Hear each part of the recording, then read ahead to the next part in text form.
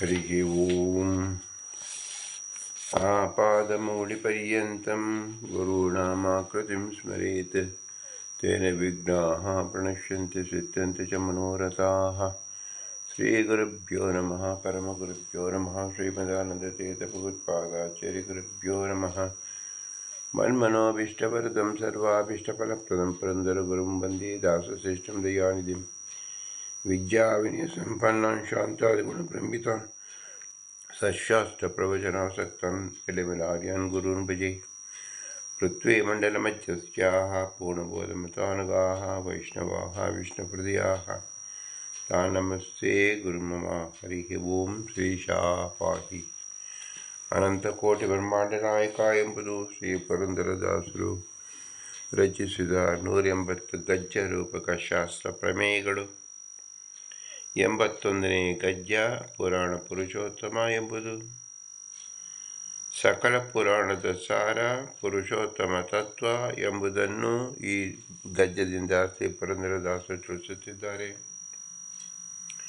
ಪುರಾಣಗಳು ಅಂದರೆ 18 ಪುರಾಣಗಳು ಮತ್ತು ಪುರಾಣದಲ್ಲಿ ವ್ಯಕ್ತವಾದ ಸಕಲ ಶಾಸ್ತ್ರ ಪ್ರಮೇಯಗಳನ್ನು ಪುರುಷೋತ್ತಮ ತತ್ವವನ್ನು ತಿಳಿಯಲೋಸ್ಕರವಾಗಿ ವೇದವ್ಯಾಸರು ನುಡಿದಿದ್ದಾರೆ. ಇದನ್ನು ಚಿಂತಿಸಲಾಗಿ ಕೂರ್ಮ ಪುರಾಣವನ್ನು ನಾವು ಚಿಂತಿಸುತ್ತಿದ್ದೆವು. ಕೂರ್ಮ ಪುರಾಣದ ಮುಂದಿನ ವಾಕ್ಯ ಅಜ್ಞಾದಿಶಕ್ತಿ ಸಂಸಂಭ್ಯಂ ಅಗ್ನಿ ಸಂಸ್ತಂಭ ಈಶ್ಯತೆ. ಪುರಾಣ ಪುರುಷೋತ್ತಮ ಎಂಬುದು ನಾವು ಒಂದೇ ಮಂತ್ರವನ್ನು ತಿಳಿದಾಗ ಸಾಧಕನಿಗೆ ಬೇಕಾದ ಎಲ್ಲ ಸಿದ್ಧಿಯನ್ನು ತಂದುಕೊಡ್ತಕ್ಕಂಥ ಮಹಾವಿದ್ಯೆಯಾಗಿದೆ. ಅದರಲ್ಲಿ ಭಾಗವಾಗಿ ಅಜ್ಞಾದಿ ಶಕ್ತಿ ಸಂಸ್ತಂಭ ಅಗ್ನಿ ಸಂಸ್ತಂಭ ಈಶ್ಯತೆ. ಅಗ್ನಿಸ್ತಂಭ ಮುಂತಾದಿಗಳು ಅಗ್ನಿಸ್ತಂಭ ಎಂಬತಕ್ಕಂಥ ಮಹಾಮಹಿಮೆಯನ್ನು ಪುರಾಣ ಪುರುಷೋತ್ತಮನಲ್ಲಿ ಅವನ ಪ್ರಸಾದದಿಂದ ಸಾಧಕನಿಗೆ ಒದಗಿ ಬರುತ್ತದೆ ಎಂದು ಸೂಕ್ಷ್ಮವಾಗಿ ತಿಳಿಸಿದ್ದಾರೆ ಕೂರ್ಮ ಪುರಾಣದಲ್ಲಿ. ಇದನ್ನು ಶ್ರೀಮದಾನಂದ ತೀರ್ಥರು ಭಾಗವತದ 11ನೇ ಸ್ಕಂದದ 15ನೇ ಅಧ್ಯಾಯದಲ್ಲಿ ವಿಸ್ತಾರವಾಗಿ ತೋರಿಸಿದ್ದಾರೆ. 15ನೇ ಅಧ್ಯಾಯ ಸಾಧಕ ಜೀವನಿಗೆ ಅತೀ ಪ್ರಮುಖವಾದ ಅಧ್ಯಾಯ. ಪುರಾಣ ಪುರುಷೋತ್ತಮ ಪ್ರತಿಯೊಂದು ಪುರಾಣವೂ ಕನ್ನಡಿಯಂತೆ ದರ್ಪಣದಂತೆ ಸಾಧಕನ ದಿನಚರಿಯನ್ನು ತಿಳಿಸ್ಕೊಡ್ತಾ ಇದೆ. ಭಗವಂತನನ್ನು ಕಾಣಲು ಸಾಧಕ ಯಾವ ರೀತಿಯಲ್ಲಿ ಚಟಪಡಿಸುತ್ತಾನೆ, ತನ್ನ ಇಂದ್ರಿಯಗಳನ್ನು ದೇಹವನ್ನು ಶರೀರವನ್ನು ಯಾವ ರೀತಿಯಲ್ಲಿ ಸಿದ್ಧ ಮಾಡಿಕೊಳ್ಳುತ್ತಾನೆ ಎಂಬ ದಿನಚರಿ ಪ್ರಯೋಗವನ್ನು ಇಲ್ಲಿ ತಿಳಿಸಿದ್ದಾರೆ ಶ್ರೀಮದಾನಂದ ತೀರ್ಥರು. ಕೂರ್ಮ ಪುರಾಣದ ವಾಕ್ಯದಿಂದ 15ನೇ ಅಧ್ಯಾಯವನ್ನು ಪರಿಚಯ ಮಾಡ್ತಾ ಇದ್ದಾರೆ. ವೇದವ್ಯಾಸರು ಏಕಾದಶ ಸ್ಕಂದದಲ್ಲಿ 15ನೇ ಅಧ್ಯಾಯದಲ್ಲಿ ಸಾಧಕರ ದಿನಚರಿಯನ್ನೇ ತಿಳಿಸಿಕೊಟ್ಟಿದ್ದಾರೆ. ಅದರ ವಿಸ್ತಾರವಾದ ನಾವು ಅನುಸಂಧಾನ ಮಾಡಿಕೊಳ್ಳಲೇಬೇಕು.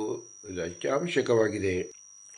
ಶ್ರೀ ಭಗವಾನ್ ವಾಚ ಜಿತೇಂದ್ರಿಯಸ್ಯ ಯುಕ್ತಸ್ಯ ಜಿತಶ್ವಾಸಸ್ಯ ಯೋಗಿನಃ ಮಯಿ ಧಾರಯತ್ತೇಷ ಉಪತಿಷ್ಠಂತೆ ಸಿದ್ಧಯಃ. ಯೋಗ ಸಿದ್ಧಿಗಳು ಇಂಥ ಯೋಗಿಗೆ ಮಾತ್ರ ಲಭಿಸುವುದು. ಯಾವುದದು? ಇಂದ್ರಿಯ ನಿಗ್ರಹ ಸಂಪಾದನೆಯಿಂದ ಮುಖ್ಯ ಪ್ರಾಣನ ಅನುಗ್ರಹವನ್ನು ಹೊಂದಬಹುದು. ಯಾರಿಗೆ ಇಂದ್ರಿಯ ನಿಗ್ರಹವಿಲ್ಲವೋ ಅವರಿಗೆ ಮುಖ್ಯ ಪ್ರಾಣ ಅನುಗ್ರಹ ಸಾಧ್ಯವಿಲ್ಲ. ಇದು ಹೇಗೆ ಸಾಧ್ಯ ಆಗುವುದಂದರೆ ಯೋಗಾಭ್ಯಾಸದಿಂದ ನನ್ನಲ್ಲಿಯೇ ಮನಸ್ಸನ್ನು ಧಾರಣ ಮಾಡುವ ಸ್ಥಿರಗೊಳಿಸುವವನಿಗೆ ಅಂಥೇಳಿ ಭಗವಂತನೇ ಶ್ರೀಕೃಷ್ಣ ಪರಮಾತ್ಮನೇ ಅರ್ಜುನಿಗೆ ತಿಳಿಸಿದಂತೆ ವೇದವ್ಯಾಸ ದೇವರೇ ಪರೀಕ್ಷಿತ್ ಮಹಾರಾಜನಿಗೆ ಶುಕಾಚಾರ್ಯಗೆ ತಿಳಿಸಿರುವುದನ್ನು ಇಲ್ಲಿ ನಮಗೆ ಶುಕಾಚಾರ್ಯ ಪರೀಕ್ಷಿತ್ ಮಹಾರಾಜನಿಗೆ ತಿಳಿಸಿದ್ದನ್ನು ನಮಗೆ ತಿಳಿಸ್ತಾ ಇದ್ದಾರೆ. ಇದು ಉದ್ಧವನಿಗೆ ಭಗವಂತ ಶ್ರೀಕೃಷ್ಣ ಪರಮಾತ್ಮ ತಿಳಿಸಿದ. ಆ ಉದ್ಧವ ಪ್ರಶ್ನೆ ಮಾಡ್ತಾನೆ, ಕಯಾಧಾರಣೀಯ ಕ ಅಸ್ತಿ ಕಥಂ ವಾ ಸಿದ್ಧಿ ಉಚ್ಯತೆ ಕತಿ ವಾ ಸಿದ್ಧಿಯೋ ಬ್ರೂಹಿ ಯೋಗೀನಂ ಸಿದ್ಧದೋ ಭವಾನ್. ಅಚ್ಯುತ, ಯಾವ ಧಾರಣೆಯಿಂದ ಯಾವ ಸಿದ್ಧಿ, ಎಷ್ಟು ಸಿದ್ಧಿಗಳಿದೆ ಹೇಳು. ಯೋಗಗಳಿಗೆ ಸಿದ್ಧಿಗಳನ್ನು ಅನುಗ್ರಹಿಸು ನೀನೇ ಆಗಿದೆಯಾ, ಅದರಿಂದ ಅದರ ವಿಸ್ತಾರವಾಗಿ ತಿಳಿಸು ಎಂದು ಹೇಳಿದಾಗ ಭಗವಂತ ತಿಳಿಸ್ಕೊಡ್ತಾನೆ. ಸಿದ್ಧಿಯೋ ಅಷ್ಟಾದಶ ಪ್ರೋಕ್ತ ಧಾರಣ ಯೋಗಪಾರಣೈ ತಾಸಂ ಅಷ್ಟಮತ್ಪ್ರಧಾನಂ ಅಷ್ಟೇವ ಗುಣಚೇತವಃ. ಆಯಾಯ ಅಧಿಷ್ಠಾನಗಳಲ್ಲಿ ನನ್ನ ಮತ್ತು ವಾಯುದೇವನ ಆಯಾಯ ರೂಪಗಳನ್ನು ಜಾನಿಸಿ ಅಪರೋಕ್ಷ ಪಡೆದಾಗ ಆಯಾ ಸಿದ್ಧಿಗಳು ಲಭ್ಯವಾಗುವುದು ಎಂದು ತಾತ್ಪರ್ಯ. ಈ ವಿಷಯದಲ್ಲಿ ಪಾರಂಗತವಾದ ಯೋಗಿಗಳು ಮನುಷ್ಯರಲ್ಲಿ ಅನೂರ್ಮಿಮತ್ವಾದಿ 18 ಸಿದ್ಧಿಗಳು ಇದೆ ಎನ್ನುತ್ತಾರೆ. ಆದರೆ ಅವು ಗೌಣವಾಗಿದೆ. ಅವುಗಳಿಂದ ದೇವತೆಗಳಲ್ಲಿರುವ ಅಣಿಮಾದಿ 8 ಸಿದ್ಧಿಗಳು ಮುಖ್ಯವಾದವು. ಮುಖ್ಯವಾಗಿ ಭಗವಂತ ಹೇಳ್ತಾ ಇದ್ದಾನೆ, ನನ್ನಲ್ಲಿಯೇ ಇದೆ.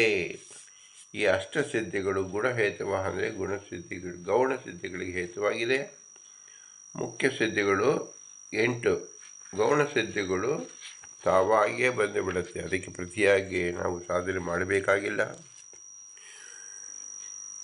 ಶ್ರೀಮದಾನಂತೀರ್ಥರು ವಿಶೇಷವಾಗಿ ತಾತ್ಪರ್ಯವನ್ನು ಬರುತ್ತಾ ಇದ್ದಾರೆ. ಮಯ್ಯೇವ ಪ್ರಧಾನೇನ ಸಂತಿ ಅನ್ಯೇಷು ಉಪಚಾರತಾ ಇತಿ ಮತ್ಪ್ರಧಾನಃ ಸರ್ವಾಧಿಕಃ ಅಣಿಮಾಜ್ಯಃ ವಿಷ್ಣೋ ನಾನ್ಯಸ್ಯ ಕಸ್ಯಚಿತ್ ಸ್ವಾಭಾವಿಕ ವಿರಂಚಸ್ಯ ತತ್ ಪ್ರಸಾದಾತ್ ಪರಾಧಿಕಃ ಇತಿ ಸ್ವಭಾವ್ಯೇ. ಎಲ್ಲ ದೇವತೆಗಳಲ್ಲಿರುವ ಅಷ್ಟಸಿದ್ಧಿಗಳು ನನ್ನಲ್ಲಿಯೇ ಮುಖ್ಯವಾಗಿದೆ, ಇತರಲ್ಲಿದ್ದ ಔಪಚಾರಿಕವಾಗಿದೆ. ಆದ್ದರಿಂದ ಅವು ಮತ್ಪ್ರಧಾನ ಅಂತ ಎನಿಸಿದೆ. ಸ್ವಾಭಾವಿಕವಾಗಿ ಯಾವುದೇ ಉಪಾಸನೆ ಇಲ್ಲದೆ ಎಲ್ಲರಿಗಿಂತ ಹೆಚ್ಚಾದ ಉತ್ತಮವಾದ ಅನಾದಿಸಿದ್ಧವಾದ ಅಣಿಮಾ ಸಿದ್ಧಿಗಳು ವಿಷ್ಣುವಿನಲ್ಲಿಯೇ ಹೊರತು ಇನ್ನಾರೂ ಇಲ್ಲ. ಬ್ರಹ್ಮನಿಗೆ ವಿಷ್ಣುವಿನ ಅನುಗ್ರಹದಿಂದ ಬಂದಿದೆ, ಆದ್ದರಿಂದ ಸ್ವಾಭಾವಿಕವಲ್ಲ. ಹೀಗಿದ್ದರೂ ಇಂದ್ರಾದಿ ದೇವತೆಗಳಿಂದ ಬ್ರಹ್ಮನಲ್ಲಿ ಹೆಚ್ಚು, ಅವರಿಗಿಂತ ಉತ್ತಮ ಗುಣಭೂತ ಅನನ್ಯಾಸಾಮಪಿ ಸಿದ್ಧಿರಂ ತಯೇವ ಹೇತವಃ ಸ್ವತಸ್ತ್ಯಸ್ತೇವ ಅಷ್ಟಾಸ್ವಾಂ ನ್ಯಾಸಾಮಂತ ಭಾವಾತ್. ಅಮುಖ್ಯವಾದ ಬೇರೆ ಅಷ್ಟಾದಶ ಸಿದ್ಧಿಗಳು ಮುಖ್ಯವಾದ ಅಷ್ಟಸಿದ್ಧಿಗಳೇ ಹೇತುಗಳು. ಕಾರಣ ಅಷ್ಟಸಿದ್ಧಿಗಳಲ್ಲಿಯೇ ಅಷ್ಟಾದಶ ಸಿದ್ಧಿಗಳು ಸ್ವತಃ ಅಂತರ್ಭಾವ ಹೊಂದಿದೆ. ಈ ಕಾರಣದಿಂದ ಅದು ಅಮುಖ್ಯ ಸಿದ್ಧಿಗಳು ಅಂತ ಅನಿಸುತ್ತದೆ. ನಿಸ್ಸೀಮ ಅಷ್ಟಮ ಗುಣಾಭಾವ ಸಿದ್ಧಿಯೋ ಅಷ್ಟಾದಶ ಸ್ಮೃತಃ ದೇವೇಭ್ಯೋ ಅನ್ಯತು ದೇವಾನಂ ಸಿದ್ಧಿಯೋ ಅಷ್ಟೇವ ಸಂಯತ. ಇದು ಪ್ರಕಾಶದಲ್ಲಿ ಹೇಳಿದೆ. ದೇವತೆಗಳಲ್ಲಿರುವಂತೆ ಇತರಲ್ಲಿ ಅಪರಿಮಿತವಾಗಿ ಅಣಿಮಾದಿ ಅಷ್ಟಮಹಾಸಿದ್ಧಿಗಳು ಇರುವುದಿಲ್ಲವೆಂದೇ ಅರ್ಥ. ಅನೂರ್ಮಿಮತ್ವಾದಿ ಅಷ್ಟಾದಶ ಸಿದ್ಧಿಗಳನ್ನು ಹೇಳ್ತಾರೆ ಪ್ರಕಾಶ ಗ್ರಂಥದಲ್ಲಿ. ದೇವತೆಗಳಲ್ಲಿರುವ ಅಷ್ಟಾದಶ ಸಿದ್ಧಿಗಳನ್ನು ಒಳಗೊಂಡಿರುವ ಪ್ರಧಾನವಾದ ಅಷ್ಟಮಹಾಸಿದ್ಧಿಗಳು ಸರ್ವರಿಗೂ ಸಮ್ಮತವಾಗಿದೆ. ಅದು ಅಣಿಮಾ ಮಹಿಮಾ ಮೂರ್ತೆ ಲಘಿಮಾ ಪ್ರಾಪ್ತಿ ಇಂದ್ರಿಯೈ ಪ್ರಕಾಶಂ ಶ್ರುತದೃಷ್ಟೇಶು ಶಕ್ತಿ ಪ್ರೇರಣಮೀಶಿತಃ ಗುಣೇಶ ಈಶ್ವರ ಸಂಗವಶಿತಃ ಯತ್ ಕಾಮತದಾಪ್ಸತೆ ಏತಮೇ ಸಿದ್ಧಿಯ ಸೌಮ್ಯ ಅಷ್ಟವತ್ ಪ್ರತ್ಯೇಕಾಮತಃ. ಅಷ್ಟಸಿದ್ಧಿಗಳು ಯಾವುದು? ಅಣಿಮಾ ಅಂದರೆ ಸಣ್ಣದಾಗುವ ಶಕ್ತಿ, ಮಹಿಮಾ ಅಂದರೆ ದೊಡ್ಡದಾಗುವ ಶಕ್ತಿ, ಲಘಿಮಾ ಅಂದರೆ ಹಗುರಾಗುವ ಶಕ್ತಿ, ಪ್ರಾಪ್ತಿ ಅಂದರೆ ತನ್ನ ಶರೀರದಲ್ಲಿದ್ದೇ ಅತಿ ದೂರದಲ್ಲಿರುವ ವಿಷಯವನ್ನು ಅನ್ಯರ ಇಂದ್ರಿಯಗಳಿಂದ ಗ್ರಹಿಸುವ ಸಾಮರ್ಥ್ಯ, ಪ್ರಾಕಾಶ್ಯ ಅಂದರೆ ಕೇಳಿದ ನೋಡಿದ ಎಲ್ಲ ವೇದ ಅರ್ಥ ವಿಷಯದಲ್ಲಿ ಅಧ್ಯಯನವಿಲ್ಲದೆ ಬರುವ ಜ್ಞಾನ ಪ್ರಾಕಾಶ್ಯ ಎಂದು ಹೆಸರು. ಈಶಿತ್ವ ಅಂದರೆ ತಾನು ಹೇಳಿದ್ದನ್ನು ಎಲ್ಲರೂ ಮಾಡುವಂತೆ ಅವರಲ್ಲಿ ಶಕ್ತಿಯನ್ನು ಪ್ರೇರಿಸುವ ಮೊದಲಿಗಿಂತಲೂ ಕೋಟಿ ಪಾಲು ಹೆಚ್ಚಿನ ಸಾಮರ್ಥ್ಯ ಇರುತ್ತದೆ. ವಶಿತ್ವ ಅಂದರೆ ವಿಷಯಗಳನ್ನು ಉಣ್ಣುವಾಗಲಿ ಅವುಗಳಲ್ಲಿ ಅನಾಸಕ್ತಿಯಿಂದ ಸಾಮರ್ಥ್ಯ. ಪ್ರಾಕಾಮ್ಯ ಅಂದರೆ ಆಯಾ ಸುಖ ಕಾರಣವಾದ ವಸ್ತುವಿಲ್ಲದೆ ಆಯಾ ಸುಖವನ್ನು ಹೊಂದುವ ಸಾಮರ್ಥ್ಯ. ಉದ್ದವನಿಗೆ ಭಗವಂತ ಹೀಗೆ ತಿಳಿಸಿ 8 ಮಹಾಸಿದ್ಧಿಗಳಪ್ಪ, ಇದು ನನ್ನಲ್ಲಿ ಸ್ವಾಭಾವಿಕವಾಗಿದೆ, ಯೋಗಾಭ್ಯಾಸ ಬಲದಿಂದ ಪಡೆದಲ್ಲ ಅಂಥೇಳಿ ಭಗವಂತ ತಿಳಿಸ್ತಾ ಇದ್ದಾನೆ. ಶಕ್ತಿ ಪ್ರೇರಣಮೇವೇಶ್ಯಂ ಅಸಂಗ ಏವ ವಶಿತ್ವಂ.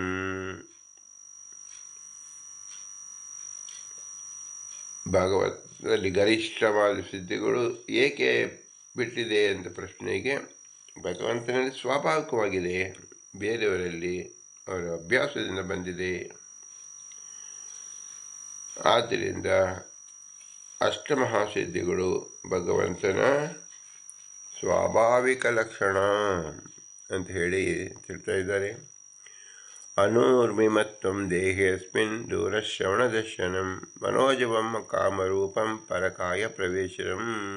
6 ಬಗೆಯ ಊರ್ಮಿಗಳು: ಅಸ್ತಿ, ಜಾಯತೆ, ವರ್ಧತೆ, ಪರಿಣಮತೆ, ಅಕ್ಷಿಪತೆ ಮತ್ತು ನಶ್ಯತೆ. ಇವುಗಳು ತೆರೆಗಳಂತೆ ಒಂದಾದ ಮೇಲೊಂದು ಬರುವ ಈ ಜನನ, ಮರಣ, ದುಃಖ ಮತ್ತು ಹಸಿವು, ಬಾಯಾರಿಕೆ ಮುಂತಾದ ದುಃಖಗಳು ಮನುಷ್ಯನಿಗೆ ಸಹಜವಾಗಿದೆ. ಈ 6 ದುಃಖಗಳು ತನ್ನ ಶರೀರದಲ್ಲೇ ಇಲ್ಲದಂತೆ ಮಾಡಿಕೊಳ್ಳುವ ಶಕ್ತಿ ಅನೂರ್ಮಿಮತ್ವ. ದೂರಶ್ರವಣ ಅಂದರೆ 1000 ಯೋಜನ ದೂರದಿಂದ ಕೂಡ ಶಬ್ದವನ್ನು ಗ್ರಹಿಸುವ ಶಕ್ತಿ. ದೂರದರ್ಶನ ಅಂದರೆ 1000 ಯೋಜನ ದೂರದ ವಸ್ತುವನ್ನು ಕೂಡ ಪ್ರತ್ಯೇಕ ಕಾಣುವ ಶಕ್ತಿ. ಮನೋಜವ ಅಂದರೆ ಮನೋವೇಗದಿಂದ ಅದು ಹೋದಲ್ಲಿಗೆ ಶರೀರದಿಂದ ಸಂಚರಿಸುವ ಶಕ್ತಿ. ಕಾಮರೂಪ ಅಂದರೆ ಇಚ್ಛಿಸಿದಂತೆ ಪಶು ಪಕ್ಷಾದಿಗಳ ರೂಪ ಪಡೆಯುವುದು. ಪರಕಾಯ ಪ್ರವೇಶ, ತನ್ನ ಶರೀರ ಒಂದು ಕಡೆ ಸುರಕ್ಷಿತವಾಗಿರಿಸಿ ಇನ್ನೊಬ್ಬರ ಶರೀರವನ್ನು ಪ್ರವೇಶಿಸಿ ಕಾರ್ಯ ಮಾಡುವುದು. ಹೀಗೆ ಸಿದ್ಧಿಗಳಾಗಿದೆ. ಸ್ವಚ್ಛಂದ ಮೃತ್ಯು ದೇವಾನಂ ಸಹ ಕ್ರೀಡಾನದರ್ಶನಂ ಯಥಾ ಸಂಕಲ್ಪ ಸಂಸಿದ್ಧಿ ರಾಜ್ಞಾ ಪ್ರತಿಹತಾಗತಿ. ಒಂದು ಯುಗದ ಮಧ್ಯದಲ್ಲಿ ಆಯುಷ್ಯ ಇನ್ನೂ ಇರುವಾಗಲೇ ತನ್ನ ಇಚ್ಛೆಯಂತೆ ಮರಣ ಹೊಂದುವುದು, ಇದು ಸ್ವಚ್ಛಂದ ಮೃತ್ಯು ಎನ್ನಿಸುವುದು. ತತ್ವದೇವತೆಗಳಿಂದ ಬೇರೆಯಾದ ದೇವತೆಗಳನ್ನೇ ನಂದನವನಗಳಲ್ಲಿ ವಿಹಾರ ಮಾಡುವುದು ದೇವಾನಾಂ ಸಹ ಕ್ರೀಡಾನದರ್ಶನ ಎನಿಸುತ್ತದೆ. ತನ್ನ ಅಪೇಕ್ಷೆಯಂತೆ ಅನ್ನಪಾನಾದಿ ಪ್ರಾಪ್ತಿಯನ್ನು ಯಥಾಸಂಕಲ್ಪ ಸಿದ್ಧಿ ಎನಿಸುತ್ತದೆ. ತನ್ನ ಆಜ್ಞೆಗೆ ತಡೆಯಿಲ್ಲದೆ ಭೂಮಿಯಲ್ಲಿ ಎಲ್ಲ ಪ್ರಾಣಿಗಳು ತಾನು ಹೇಳಿದ್ದನ್ನು ಕೇಳುವಂತೆ ಮಾಡುವುದು ಆಜ್ಞಾ ಪ್ರತಿಹತಾಗತಿ ಎನ್ನುತ್ತಾರೆ. ತ್ರಿಕಾಲಜ್ಞತ್ವಂ ಅದ್ವಂತ್ವಂ ಪರಚಿತ್ತಾಜ್ಯಾಭಿಜ್ಞತ ಅಗ್ನಿಕಾರ್ಯಾಭಿಷಾದೀನಂ ಪ್ರತಿಸ್ತಂಭೋಪರಾಜಯ. ಅನುಪಮವಾದ ಯುಗ ಪರ್ಯಂತ ತ್ರಿಕಾಲಜ್ಞಾನ ಅದ್ವಂದ ತ್ರಿಕಾಲಜ್ಞತ್ವ ಅನಿಸುತ್ತದೆ. ತತ್ವಾಭಿಮಾನಿಗಳನ್ನು ಬಿಟ್ಟು ಇತರ ಶರೀರನು ಆವೇಶಗೊಳ್ಳದೆಯೇ ಅವರ ಮನಸ್ಸಲ್ಲಿರುವುದನ್ನು ತಿಳಿಯುವ ಶಕ್ತಿಯನ್ನು ಅಭಿಜ್ಞತ್ವ ಅಂತ ಹೆಸರು. ಅಗ್ನಿಸ್ತಂಭ, ಅರ್ಕಸ್ತಂಭ, ಜಲಸ್ತಂಭ, ವಿಷಸ್ತಂಭ, ಶಾರ್ದೂಲಾದಿಸ್ತಂಭ ಅಂದರೆ ಅಗ್ನಿ, ಸೂರ್ಯ, ಜಲ, ವಿಷ, ತಾಪಗಳಿಂದ, ಶಾರ್ದೂಲಗಳಿಂದ ಬೇರಾವ ವಸ್ತುಗಳನ್ನು ತನಗೆ ವಿಕಾರವಾಗದಂತೆ ಇರುವುದು. ಅಜ್ಞಾನ ದೇವತೆಗಳ ಶಕ್ತಿಯನ್ನು ತಡೆಯುವುದು, ಸಹಿಸಿಕೊಳ್ಳುವುದೆಂದರ್ಥ. ಮನುಷ್ಯರಿಂದ ಪರಾಜಯ ಹೊಂದದಿರುವುದು ಅಪರಾಜಯ ಎನಿಸುತ್ತದೆ. ಈ ರೀತಿ 18 ಸಿದ್ಧಿಗಳು.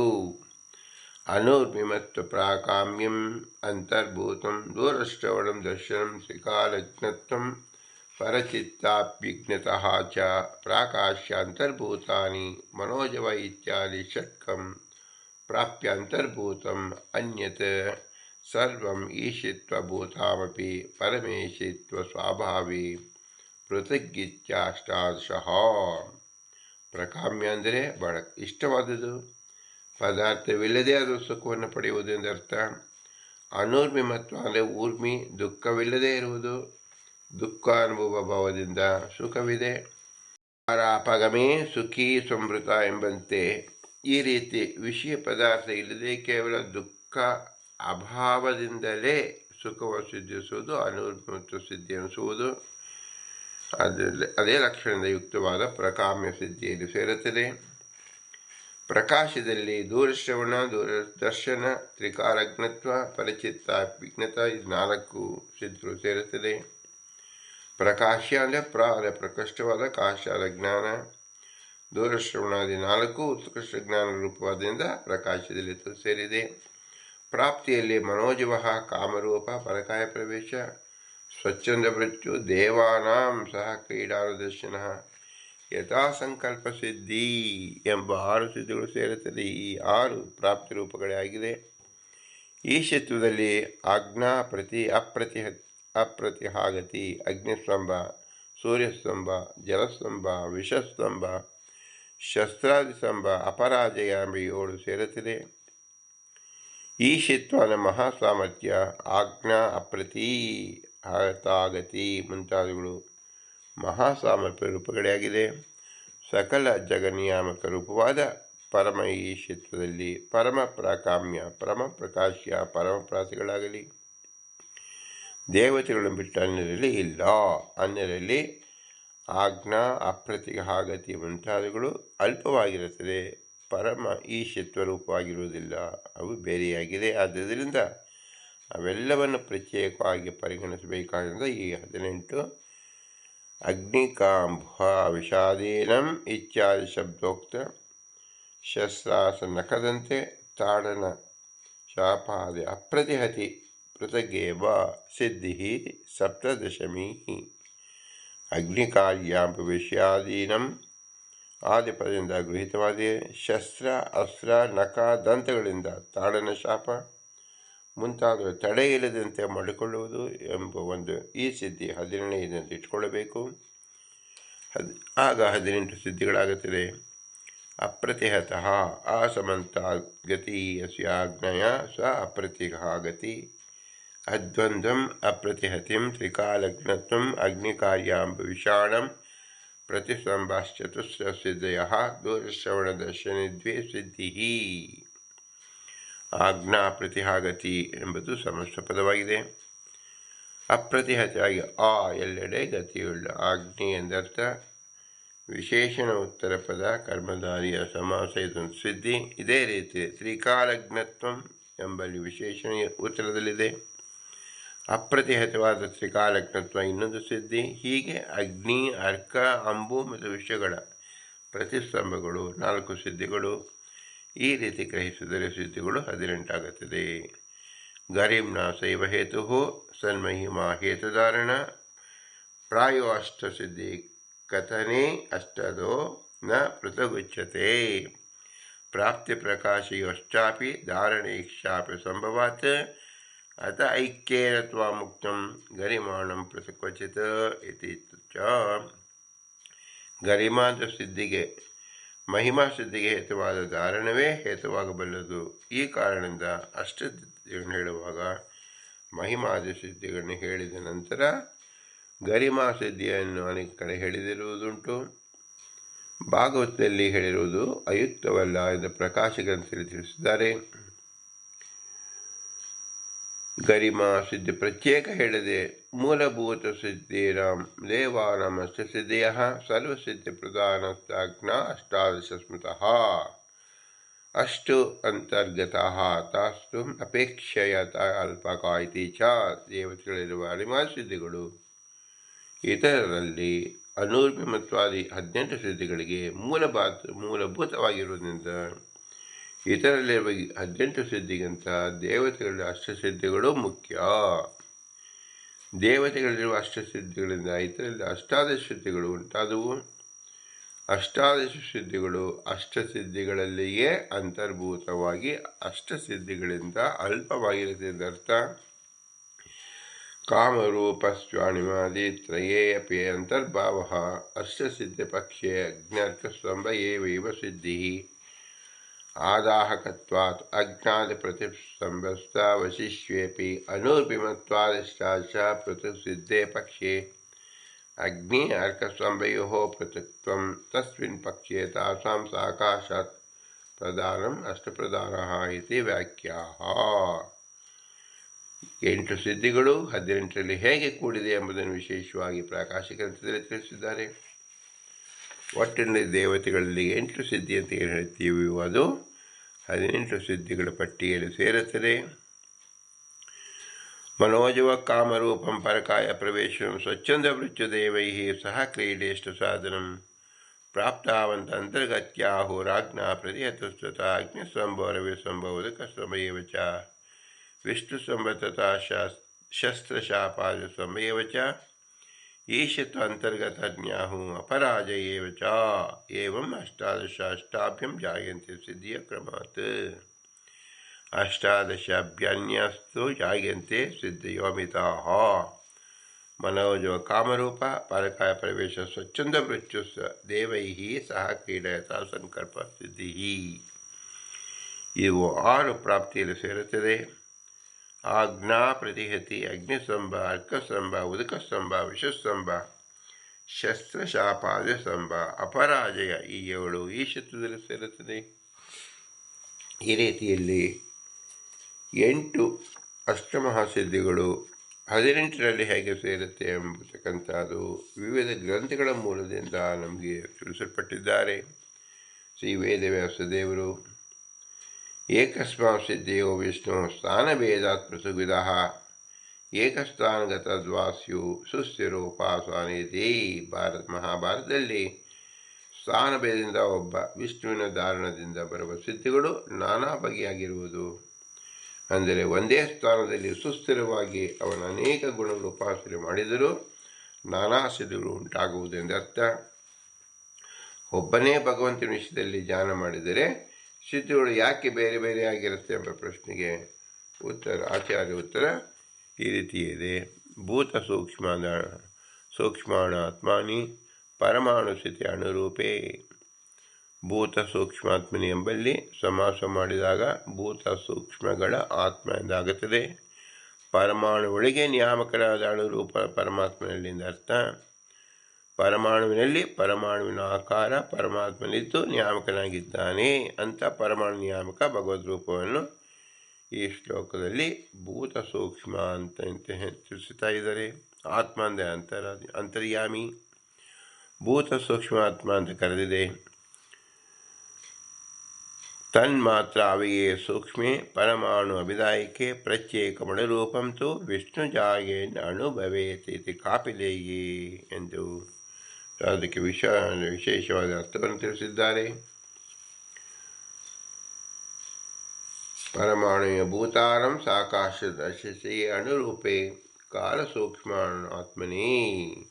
ಭಗವಂತ ಕಾಲದ ಸೂಕ್ಷ್ಮದಲ್ಲಿದ್ದಾನೆ, ವಸ್ತುವಿನ ಸೂಕ್ಷ್ಮದಲ್ಲಿದ್ದಾನೆ ಮತ್ತು ಅಜೀವನ ಪ್ರತಿಯೊಂದು ಕಣದಲ್ಲೂ ಸಹ ಭಗವಂತನಿದ್ದಾನೆ. ಆದ್ದರಿಂದ ಅತಿ ಸೂಕ್ಷ್ಮ ಭಗವಂತ ಎಂದು ತಿಳಿಯಬೇಕು. ಇಲ್ಲಿ ಕೂರ್ಮ ಪುರಾಣದ ಒಂದು ವಾಕ್ಯವನ್ನು ಅಗ್ನಿ ಎಂಬತಕ್ಕಂಥ ಶಬ್ದದಿಂದ ನಾವು ಏನು ತಿಳಿಯಬೇಕು ಅಂದರೆ, ಭಗವಂತನನ್ನು ನಾವು ಯಾವ ರೀತಿಯಲ್ಲಿ ಅಭ್ಯಾಸ ಮಾಡಬೇಕು. ಅಗ್ನಾದೇಶು ಹರಿಂಜಾಯಂ ತತ್ ಪ್ರತಿ ಸಂಭಕೋ ಭವೇತ್.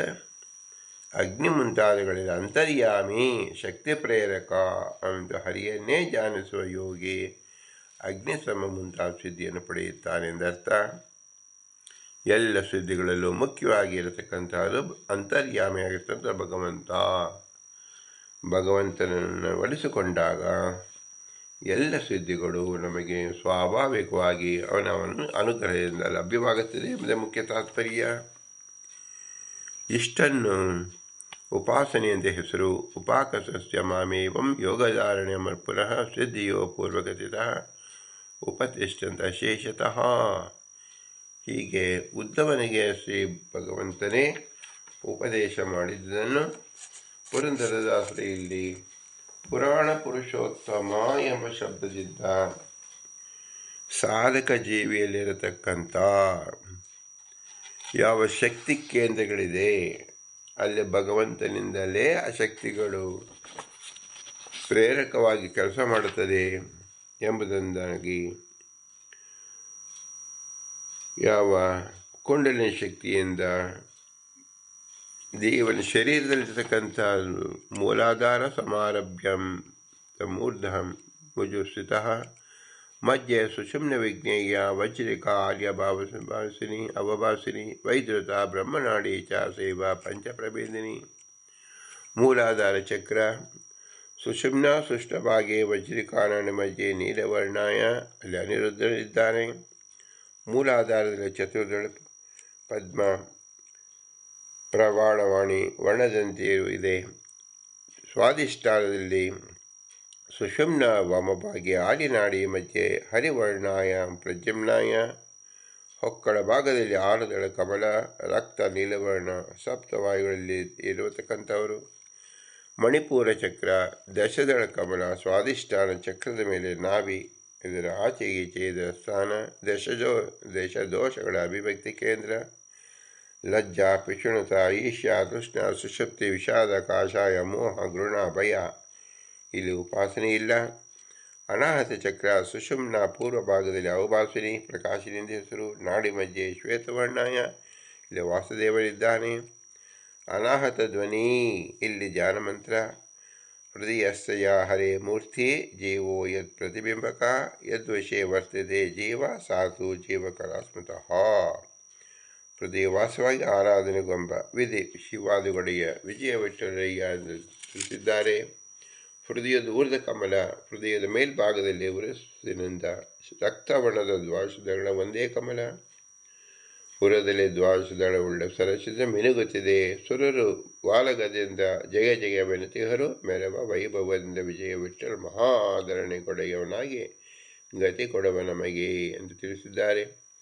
ವಿಶುದ್ಧ ಚಕ್ರ ಎಂಬುದು ಸುಷುಮ್ನ ದಕ್ಷಿಣ ಭಾಗದಲ್ಲಿ ವೈದ್ಯುತ ನಾಡಿ ಮಧ್ಯೆ ಪಿಂಗಳ ವರ್ಣಾಯ ಸಂಕರ್ಷಣಾಯ ರೂಪದಲ್ಲಿದ್ದಾನೆ. ಇಂದ್ರಿಯೋರೆಯಲ್ಲಿ ಷೋಡಶದಶವುಳ್ಳ ಅರವಿಂದದ ವರ್ಣದಂತೆ ಇದೆ. ಆಜ್ಞಾಚಕ್ರ ಎಂಬುದು ಸುಷುಮ್ನ ಮಧ್ಯಭಾಗದಲ್ಲಿ ಬ್ರಹ್ಮನಾಡಿ ಮಧ್ಯೆ ರಕ್ತವರ್ಣಾಯ ಶ್ರೀ ನಾರಾಯಣಾಯ ಎಂಬತಕ್ಕ ಮೂರ್ತಿ. ಬಿಂಬೋಪಾಸನೆಯನ್ನು ಮಾಡು ಭಕ್ತಿಪೂರ್ವಕದಿಂದ ಎಂದು ಚಿತ್ತದಲ್ಲಿ ಭಗವಂತನನ್ನು ಇಟ್ಟುಕೊಂಡು ಭಗವಂತನ ಹಗಲಿರಳು ಶಂಬರಾರಿ ಜನಕ ವಿಜಯ ವಿಠಲ ಸ್ಮರಿಸು, ನಂಬಿದ ಭಕ್ತರಿಗೆ ನಾನಾ ಪರಿಪಡೆವ ಎಂದು ತಿಳಿಸಿದ್ದಾರೆ. ಆಜ್ಞಾಚಕ್ರ ಮತ್ತು ನಂತರದಲ್ಲಿ ಶಿರಸ್ಸಿನಲ್ಲಿ ಕಮಲ, ಚಂದ್ರಮಂಡಲದ ವಾಸುದೇವ ಧನ್ವಂತರಿ ಸನ್ನಿಹಿತನಾಗಿದ್ದಾನೆ. ದ್ವಾದಶದ ಕಮಲದಲ್ಲಿ ಚಂದ್ರಮಂಡಲ ಸ್ಥಿತವಾದ ವಾಸುದೇವನಿಗೆ ಚಂದ್ರಮಂಡಲದ ಮೇಲೆ ಬದಿಯಿಂದ ಸುರಿಯುತ್ತಿರುವ ಅಮೃತಧಾರೆಯಿಂದ ಅಭಿಷೇಚನ. ಇದೇ ಜ್ಞಾನ ಉಪಾಸನೆ. ಸಹಸ್ರಾರ ಅಂದರೆ ಶಿರಸ್ಯಾಂತ ಊರ್ಧ್ವಭಾಗೆ ದ್ವಾದಶ ಅಂಗುಲಾಂತೆ ಛತ್ರ ಉಪಮ ಶ್ವೇತವರ್ಣ ದ್ವಾದಶೆ ಏಕಪದ್ಮ ತುರ್ಯನಾಮಕ ಶೇಷ ಕರ್ಮ ಸಾಕ್ಷಿಣಿ ವಾಸುದೇವಾಯ ನಮಃ ಎಂಬುದಾಗಿ. ಇದು ಮಾನಸಿಕ ಸ್ನಾನ, ಬಿಂಬಾವಹಾನ.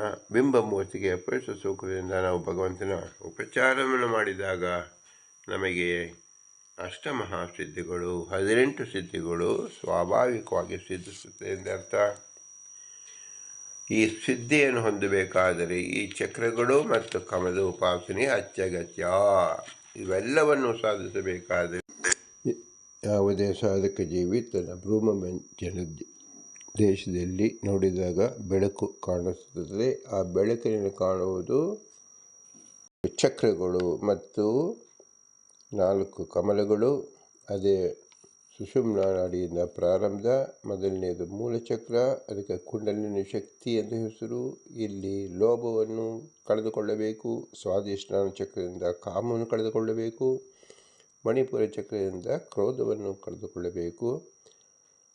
ಇದರ ನಂತರದಲ್ಲಿ ಬರತಕ್ಕಂಥ ಅನಾಹತ ಚಕ್ರ ಅಂದರೆ ಹೃದಯ ಕಮಲದಲ್ಲಿ 12 ದಳ ಕಮಲವಿದೆ. ವಿಶುದ್ಧದಲ್ಲಿ ಹೃದಯದಲ್ಲಿ ಅನಾಹತ ಚಕ್ರದಿಂದ ಹೃದಯ ಕಮಲ 12 ದಳ, ವಿಶುದ್ಧ ಚಕ್ರದಲ್ಲಿ 16 ದಳ, ಆಜ್ಞಾ ಚಕ್ರದಲ್ಲಿ 2 ದಳ ಮತ್ತು ಸಹಸ್ರಾರದಲ್ಲಿ 12 ದಳ, ಒಟ್ಟು 46 ದಳಗಳು. ಈ 50 ದಳವನ್ನು ಸಹ ಭಗವಂತನ ಪಾದದಲ್ಲಿ ಕಮಲದಲ್ಲಿ ಸಮರ್ಪಿಸುವುದೇ ಸಾಧಕರ ಚಿಂತನೆಯಾಗಿದೆ. ಇದೇ ಬಿಂಬನ ಉಪಾಸನೆ ಎಂದೆನಿಸುತ್ತದೆ. ಆದ್ದರಿಂದ ನಾವು ಈ ಚಕ್ರಗಳನ್ನು ಮೂಲ ಚಕ್ರದಿಂದ ಸಹಸ್ರಾರವರೆಗೂ ಕ್ರಮಿಸುವ ಪ್ರಯಾಣವೇ ಸಾಧನೆ ಎಂದು ಹೆಸರು. ಇದಕ್ಕೆ ಬೇಕಾದ ವಿಷಯದಲ್ಲಿ ವೈರಾಗ್ಯವಿರಬೇಕು. ಭಗವಂತನಲ್ಲಿ ಚಿತ್ತವನ್ನು ಕೂಡಿಸಬೇಕು. ಇದಕ್ಕಾಗಿ ನಾವು ವಿಶೇಷ ಜ್ಞಾನ ಉಪಾಸನೆ ಮಾಡಬೇಕು. ಇದೆಲ್ಲವನ್ನು ಕ್ರೋಢೀಕರಿಸಿ ಶ್ರೀ ಪುರಂದರದಾಸರು ಪುರಾಣ ಪುರುಷೋತ್ತಮ ಎಂಬ ದಿವ್ಯ ಮಂತ್ರದಿಂದ ಪುರಾಣ ಮತ್ತು ಪುರುಷೋತ್ತಮನ ಮಧ್ಯದಲ್ಲಿ ಏನಿದೆ, ಪುರಾಣದಿಂದ ಸಂಗ್ರಹಿತವಾದ ಅಷ್ಟಮಹಾಸಿದ್ಧಿಗಳಾಗಲಿ ಅಷ್ಟಾದಶ ಸಿದ್ಧಿಗಳಾಗಲಿ ಇದನ್ನು ಪೂರೈಸಿಕೊಳ್ಳುವುದಕ್ಕೋಸ್ಕರವಾಗಿ ನಮ್ಮಲ್ಲಿರ್ತಕ್ಕಂಥ ಚಕ್ರ ಮತ್ತು ಪದ್ಮಗಳ ಚಿಂತನೆ, ಇಲ್ಲಿ ಭಗವಂತ ರೂಪಕಗಳ ಚಿಂತನೆ, ಇದರ ಆರಾಧನೆ, ಇದೆಲ್ಲವನ್ನು ನಾವು ಪುರುಷಾಕಾರವಾಗಿ ಪುರುಷ ರೂಪದಿಂದ ಪುರುಷ ಸೂಕ್ತದಿಂದ ಭಗವಂತನ ಆರಾಧಿಸಿ ನಮ್ಮ ಬಿಂಬರನ್ನು ಪೂಜಿಸತಕ್ಕದ್ದು. ಈ ಪೂಜೆಯಿಂದ ಏನಾಗುತ್ತದೆ? ನಮ್ಮ ಬಿಂಬ ಉಪಾಸನೆ ಆಗುತ್ತದೆ. ನಮ್ಮ ಬಿಂಬ ಉಪಾಸನೆಗೆ ಹೊರಗಿನ ಯಾವ ಪದಾರ್ಥದ ಅವಶ್ಯಕತೆಯೂ ಇಲ್ಲ. ಇದನ್ನು ನಾವು ಚೆನ್ನಾಗಿ ತಿಳಿದುಕೊಳ್ಳಬೇಕು. ಎಲ್ಲ ಪದಾರ್ಥಗಳು ನಮ್ಮ ಶರೀರದಲ್ಲಿ ಸಿದ್ಧವಾಗಿದೆ. ಅದು ಚಕ್ರ ರೂಪದಲ್ಲಿ ಮತ್ತು ಪದ್ಮದ ರೂಪದಲ್ಲಿ. ಎಷ್ಟು ಕಮಲದ ಹರಡಿ ಅಗಲಿ ನಿಂತ ಪದ್ಮವಿದೆ. ಆ ಒಂದೊಂದೇ ಪದ್ಮವನ್ನು ಭಗವಂತನಿಗೆ ಅರ್ಪಿಸುವುದೇ ಅಣಿಮಾದಿ ಸಿದ್ಧಿಗಳಿಗೆ ನಮಗೆ ದಾರಿ ಮಾಡಿಕೊಟ್ಟಂತೆ. ಆದ್ದರಿಂದ ನಾವು ವಿಶೇಷಾಕಾರವಾಗಿ ಬಿಂಬಾನುಸಂಧಾನ ಮಾಡಿಕೊಳ್ಳುವುದೇ ಅತಿ ಮುಖ್ಯ. ಚಕ್ರದಿಂದ ನಮ್ಮ ಭಗವಂತ ನಮ್ಮಲ್ಲಿ ಬರಬಹುದಾಗಿರ್ತಕ್ಕಂಥ ಅನಿಷ್ಟಾದಿಗಳನ್ನು ಅಂದರೆ ಪಾಪಕೃತ್ಯಾದಿಗಳ ಪರಿಹಾರ ಮಾಡಿಕೊಳ್ಳಬಹುದು. ಅದಕ್ಕಾಗಿ ಷಟ್ಚಕ್ರಗಳ ಅನುಸಂಧಾನ. ಬಿಂಬೋಪಾಸನೆಯನ್ನು ಭಕ್ತಿಪೂರ್ವಕ ಮಾಡಬೇಕಾದರೆ ಏನು ಮಾಡಬೇಕು? ನಮ್ಮಲ್ಲೇ ಇರತಕ್ಕಂಥ ಪದ್ಮಗಳನ್ನು ಭಗವಂತನಿಗೆ ಸಮರ್ಪಿಸಬೇಕು. ಆ ಪದ್ಮ ಶುರುವಾಗುವುದು ಇಲ್ಲಿಂದ. ಮಣಿಪುರ ದಶವಿಧ ದೋಷರಹಿತರಾಗಿ ಮುಂದೆ ಸಾಗಬೇಕು. ಅನಾಹತ ಚಕ್ರದಲ್ಲಿ ಭಗವಂತನನ್ನು ಧ್ಯಾನ ಮಾಡಿ, ಹೃದಯ ಊರ್ಧ್ವ ಕಮಲ ವಿಶುದ್ಧ ಚಕ್ರದಲ್ಲಿ ಧ್ಯಾನಿಸಿ, ಇಂದ್ರಿಯೋನಿರ್ತಕ್ಕಂಥ ಷೋಡಶದಳ ಕಮಲ ಆಜ್ಞಾ ಚಕ್ರದಲ್ಲಿ ನಾರಾಯಣ ಸ್ಮರಣೆ ಮಾಡಿ ಭಗವಂತನನ್ನು ವಿಶೇಷಾಕಾರವಾಗಿ ಸ್ಮರಣೆ ಮಾಡುವುದು. ಶಿರಸ್ಸಿನಲ್ಲಿ ಬ್ರಹ್ಮ ರಂಧ್ರದ್ವಾರ ಕಮಲ, ದ್ವಾದಶದಳ ಕಮಲ,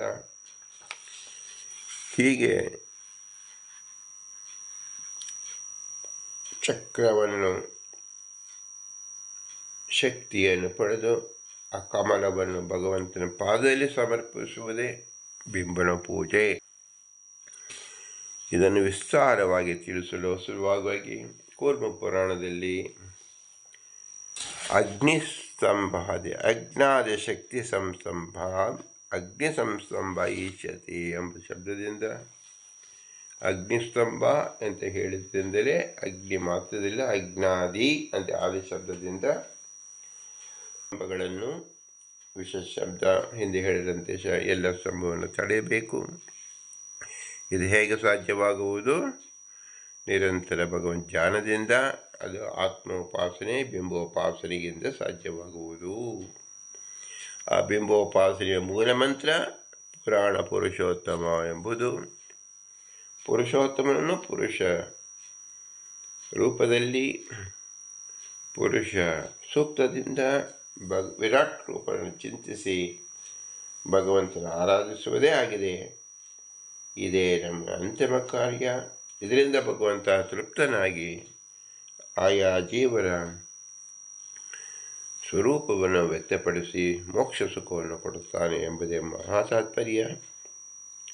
ಇಂಥ ಶ್ರೇಷ್ಠ ಜ್ಞಾನ ಒದಗಿಸುವ ಪುರಂದರಸರಿಗೆ ಅನಂತಾನಂತ ನಮಸ್ಕಾರಗಳನ್ನು ಸಲ್ಲಿಸಿ ಅವರ ಅಂತರ್ಯಾಮಿ ಪುರಂದರವಿಡನಿಗೆ ಭೂಯಿಷ್ಟಾಂತರ ಮುಕ್ತಿ ವಿಧಾಮನೆಂದು ಹೇಳಿ, ಇಂತಹ ಜ್ಞಾನ ಸಂಪಾದಿಸುವುದು, ಇಂತಹ ಜ್ಞಾನ ತಿಳಿದುಕೊಳ್ಳುವುದು ಕೇವಲ ಮನುಷ್ಯ ಜನ್ಮದಲ್ಲಿ ಮಾತ್ರ ಸಾಧ್ಯವಾಗುವುದು. ಆದ್ದರಿಂದ ಈ ಮನುಷ್ಯ ಜನ್ಮ ಒದಗಿದ ಭಗವಂತ ನಮ್ಮ ತಂದೆ ತಾಳ ಮೂಲಕ ಒದಗಿಸಿದ, ಆದರೆ ಅವರ ಅನುಗ್ರಹ ರೂಪಕವನ್ನು, ಅವರಿಗೆ ನೆರವಾದ ಗುರು ಹಿರಿಯರ ಅನುಗ್ರಹ ರೂಪವನ್ನು, ತತ್ವಾಭಿಮಾನಿ ದೇವತೆಗಳು ನಿಂತು ಈ ಜ್ಞಾನವನ್ನು ಪ್ರಸಾರ ಮಾಡಿದಿಂದ ಅವರ ಅನುಗ್ರಹ ರೂಪವನ್ನು, ಭಾರತೀಪತಿ ವಾಯುದೇವರು ಸಕಲರು ನಿಂತು ಹರಿಯಾಜ್ಞೆಯಂತೆ ಭಗವಂತನ ಜ್ಞಾನವನ್ನು ಎಲ್ಲ ಕಡೆ ಪ್ರಸಾರ ಮಾಡಿದಿಂದ ಮೂಲ ಗುರುವಾಗಿ ಈ ಜ್ಞಾನವನ್ನು ನಮಗೆ ಕೊಟ್ಟಿದ್ದರಿಂದ ಅವರ ವಿಶೇಷ ಅನುಗ್ರಹ ರೂಪವನ್ನು ನಾವು ಕಾಣಬೇಕು.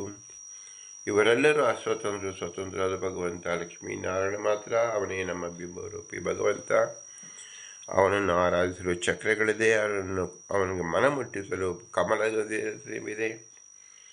ಇದನ್ನು ಹೊಂದುವುದಕ್ಕೋಸ್ಕರವಾಗಿ ನಮಗೆ ಅಷ್ಟಾದಶ ಸಿದ್ಧಿಗಳಾಗುತ್ತದೆ. ಅದರಲ್ಲಿ ಮುಖ್ಯವಾಗಿ 8 ಮಹಾಸಿದ್ಧಿಗಳು, ಅದು ದೇವತೆಗಳೇ ನಮಗೆ ತಂದು ಕೊಡ್ತಾರೆ. ದೇವತೆಗಳಲ್ಲಿ ಮುಖ್ಯವಾಗಿರ್ತಕ್ಕಂಥ ಅಷ್ಟಮ ಸಿದ್ಧಿಗಳು.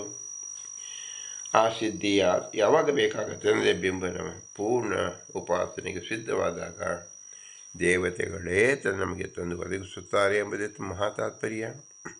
ಇದು ಮುಖ್ಯ ಬಿಂಬನ ಉಪಾಸನೆ. ಇಂತಹ ಶ್ರೇಷ್ಠ ಜ್ಞಾನವನ್ನು ಕೊಟ್ಟಿದ್ದರಿಂದ ಭಗವಂತನಿಗೆ ನಾವು ಯಾವ ರೀತಿಯಲ್ಲೂ ಅವನನ್ನು ನಾವು ಪೂಜಿಸಲು ಸ್ಮರಿಸಲು ಸಾಧ್ಯವಿಲ್ಲ. ಕೇವಲ ನಮಸ್ಕಾರಪೂರ್ವಕವಾಗಿ ನಮ್ಮ ಅಸ್ವಾತಂತ್ರ್ಯದಿಂದ ಅಲ್ಪಶಕ್ತಿಯಿಂದ ಭಗವಂತನ ಆರಾಧನೆ ಮಾತ್ರ ಮಾಡುವುದು. ಹೇಗೆ ಮಾಡುವುದು?